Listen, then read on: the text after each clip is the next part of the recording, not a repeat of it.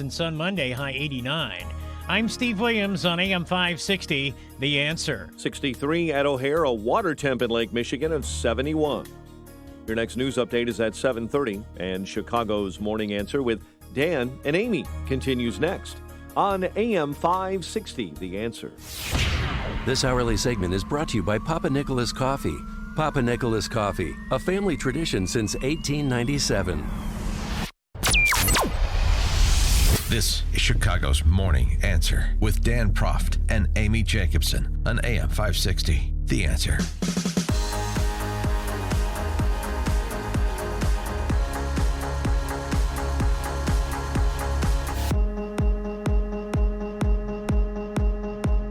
Top of the morning, Dan and Amy. Willie Wilson, former mayoral candidate. And run for president, too. That's true. You'll remember back, I was a Willie Wilson supporter back in 2015 when he first ran for mayor, and I was the head of the Whiteys for Willie. Right, I remember that. Support group, advocacy group.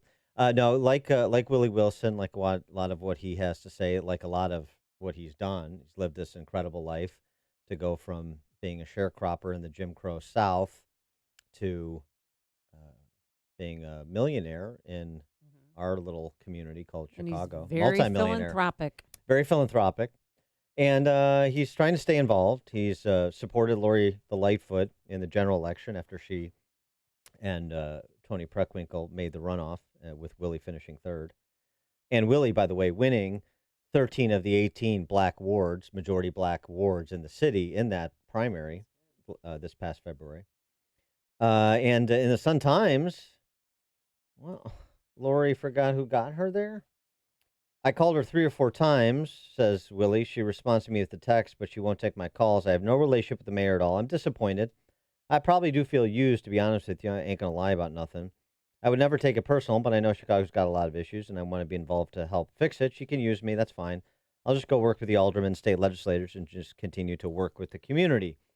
Well, he's doing that. One of the things he's working on now, and he and I taped Mike Flannery's show.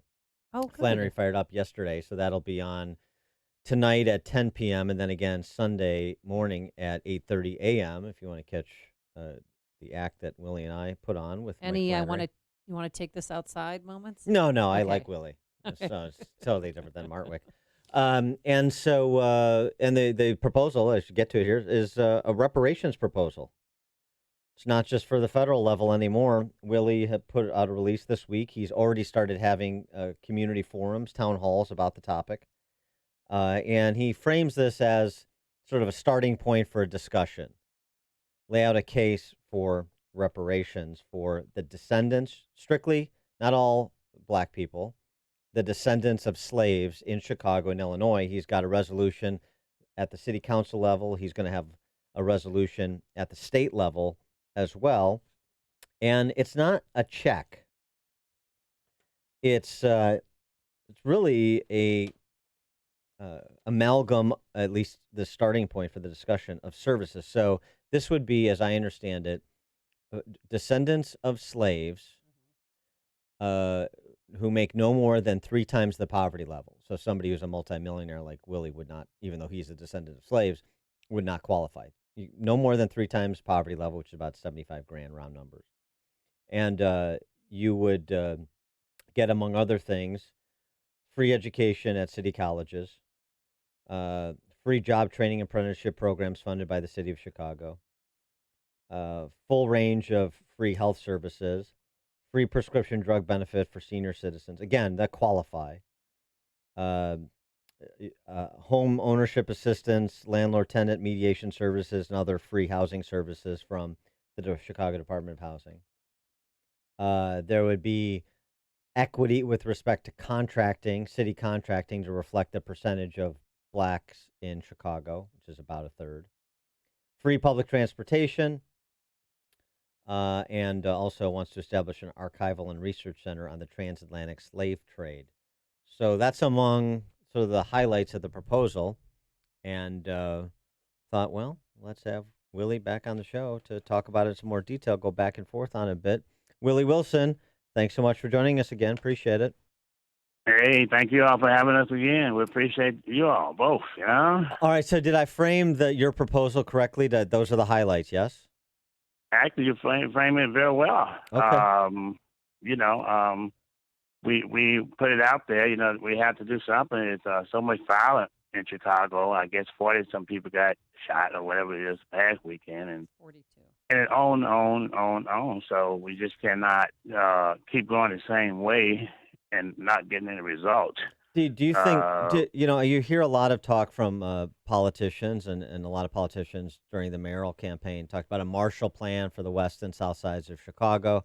And so this is somewhat along those lines in the sense of sort of all these free services. And frankly, a lot of people who would probably qualify under your proposal are already getting a lot of these free services. So do you think more government spending and the provision of more of these services, making them bigger or more expansive, that's the path for the neighborhoods to be safer and for black families to be doing better economically? I think this year, descending of slave, first of all, this is a national issue. It's been going on ever since 1885, somewhere in that area, when Abraham Lincoln was president, and started then under John. And then after that, they took the land back from the blacks and gave it to the Confederate. And so what happened was that land was covered in Florida and down south and some other areas too. But see, it's a different than affirmative action than descendant of slave. Because see, when we came over in terms of my family and forefathers and things of that nature, came over as property, Right, not as a human being. right. There are some people come here because they want to come to America, which is no problem there, but they wanted to come for a different reason.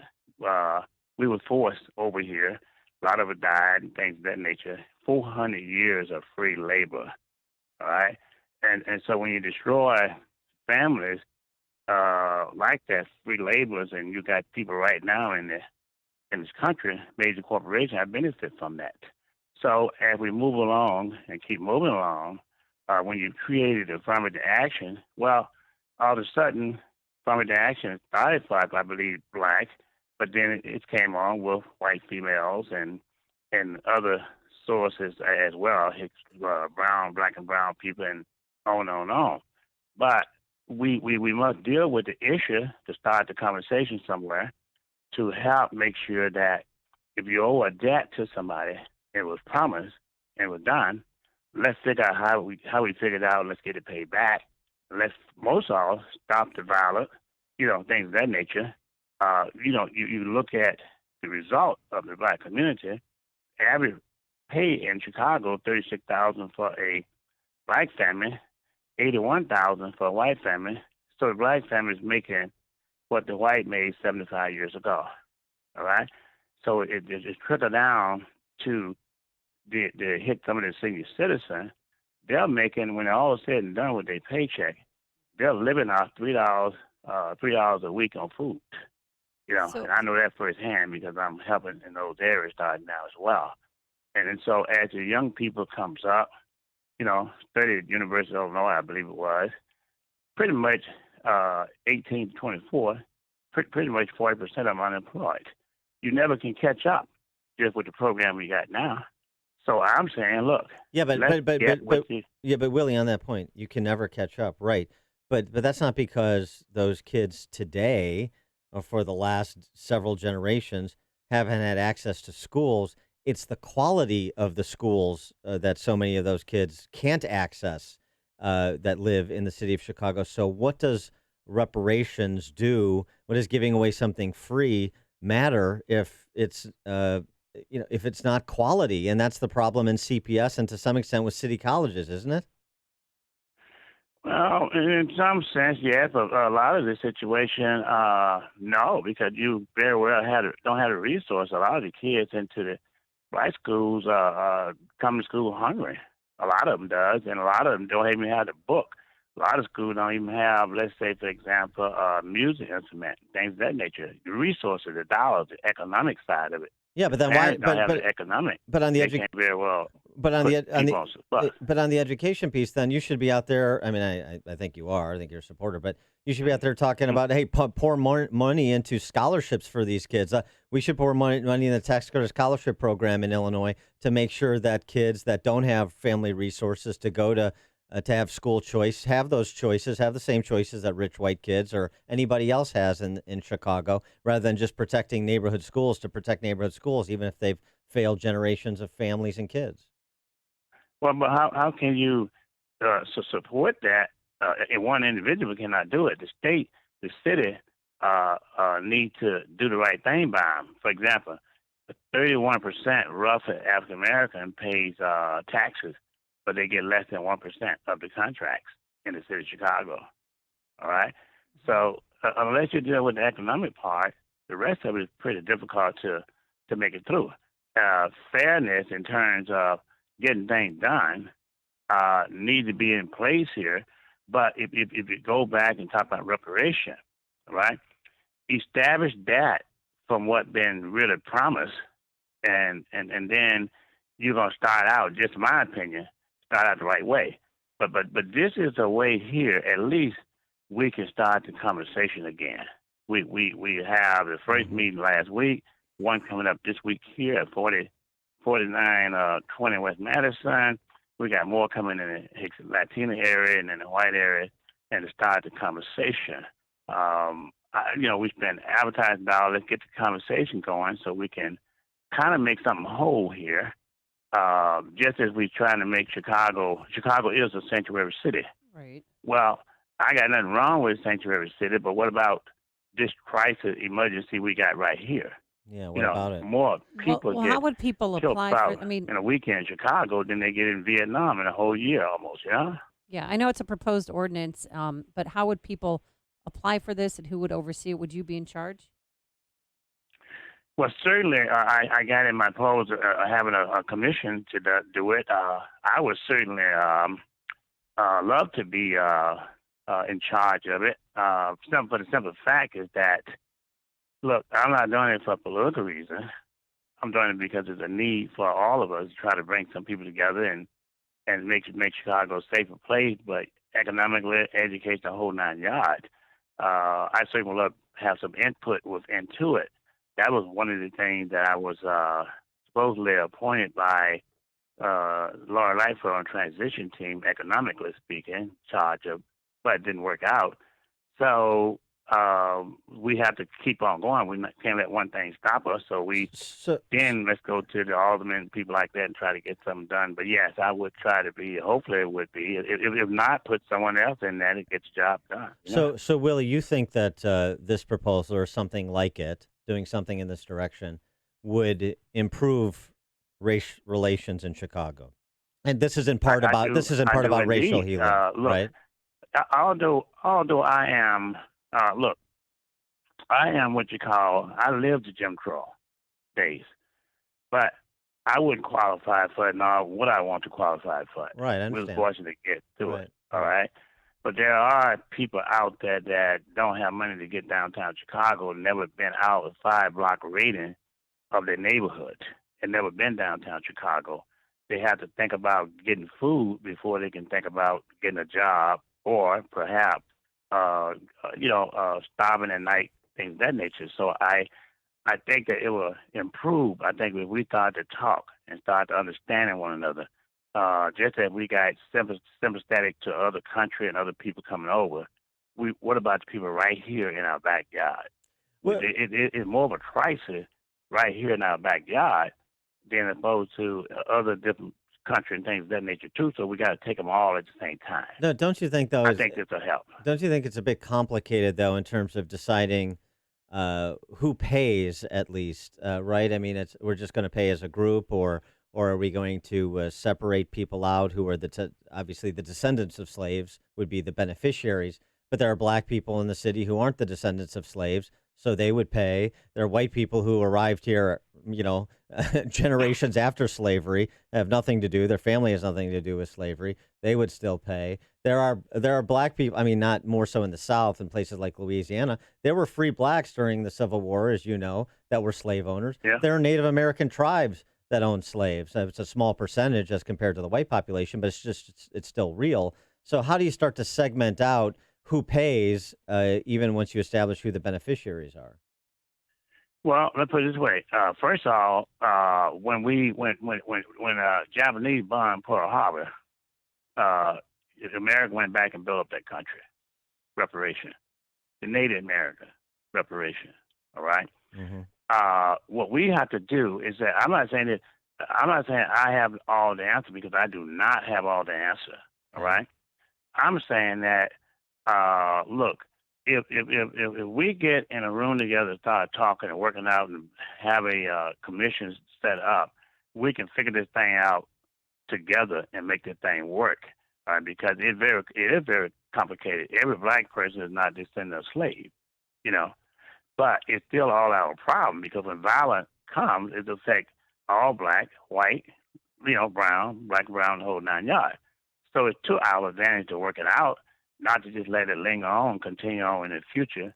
Then our kids and grandkids have to face that whole situation. To me, it makes sense. Let's deal with the problem right now and fix it. Don't you think part of these town halls that you're having, and it should be part of CPS curriculum too, should be the Willie Wilson story? I mean, you just mentioned it. You lived in Jim Crow. You were prevented from getting an education much beyond sixth grade. You go on through your own endurance and insight and work ethic to become a multimillionaire. Now you're a philanthropist in Chicago. You're the only guy I know who's always in a tuxedo after 4:00 in the afternoon. You're sophisticated. So no, but I mean seriously, the black. You mean you lived through things that nobody has lived through since the 60s. No, black, white, or indifferent. Really, virtually nobody. You lived through them and found success. And I'm not saying that anybody should ever face the hurdles that you faced. Obviously, that was wrong. It was evil. Jim Crow was evil. But I mean, there's lessons to be learned in what people endured and succeeded with otherwise. We just talked to Walter Williams, professor of economics from George Mason, who also lived through Jim Crow. And so how about a black entrepreneurship course in CPS that teaches people about the Willie Wilson story and the Robert Johnson story and black entrepreneurs throughout the history of America, even under the most oppressive of conditions, and talking about how you find success regardless of what other people do to you. It just seems to me like all of this is always about going back to the government as somehow what is going to lift you up, what is going to provide the avenue to provide opportunity. And that was the opposite of the case for you, and you succeeded otherwise. I just don't know that people's minds are opened up enough to this. Well, it may not be. My mind was at one point getting through all this situation, getting through Jim Crow and days, and up in Chicago, been 1,000 different ways. But I think that, and I was raised with a family who, and this is the truth, I was raised with a family with faith. So I kept my faith. Yeah. And got through it, because when things got hard, I leaned on my faith. But a lot of people come up, and maybe they don't have it. I'm not saying this is the only reason, but I'm just saying what I did and had it. I'm speaking every Sunday at a church somewhere in a different community about my story. I'm one that don't like to, or will not, let's say, brag on what we've been blessed to have. I just get out and do it. Now, this whole situation came up, as you know, in the presidential thing run now. I saw people bring it up. Now, that might have been done for a political reason, but I said, here's a good opportunity to start this thing going, so let me take out $100,000, my own money, and advertise and get around. Let's start a conversation, so maybe we can get somewhere. Maybe we can get the violence down. Maybe we can understand one another better, All right, and so type of thing, yeah. And so that's an important point too. You're starting an advertising campaign behind this idea, and these community forums starts on Monday, right? Yeah, started on Monday. We had the forum already this past week. Got one coming up Monday, and Dan, I'm hoping you and Amy are going to do one for me too. We're talking about it. Yeah, we're talking about it. We are talking about it, about trying to put some together. So hopefully we will. I'd love to participate, and it'd be fun. And